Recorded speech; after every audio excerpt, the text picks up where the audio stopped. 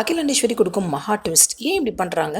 ஒன்றும் புரியலை, குழப்பமாக இருக்குது. அகிலாண்டேஸ்வரி அயலியும் இந்திராவையும் கூப்பிட்டுட்டு காரில் போகிறாங்க. அயலியை பார்த்து கேட்குறாங்க, உனக்கு வர்மாவை தெரியுமா அப்படின்னு.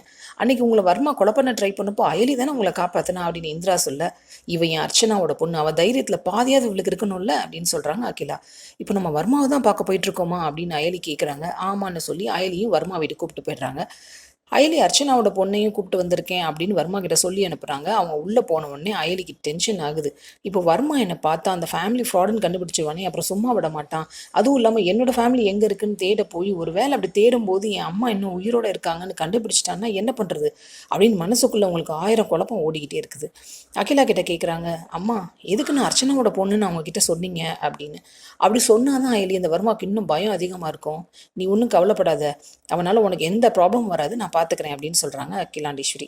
3 பேரும் அப்புறம் உள்ளே போகிறாங்க. வர்மா ஏதோ இன்டர்நேஷனல் வில்லன் மாதிரி மாஸ்க் எல்லாம் மாட்டிட்டு வராரு.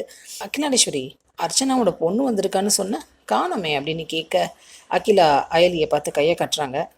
அவங்கக்கிட்டேயே வந்து உங்கள் அம்மாவை கொன்னது நான் தான் அப்படின்னு வர்மா சொல்ல, அயலிக்கு வர்ற கோவத்தில் அங்கேயே வர்மாவை போட்டு பொலன்னு பொழந்துருவாங்களோ. வெயிட் பண்ணி பார்ப்போம். சீரியல் அப்டேட்ஸ்க்கு எங்கள் சேனலை சப்ஸ்கிரைப் பண்ணுங்கள். மீண்டும் அடுத்த அப்டேட்டில் சந்திப்போம்.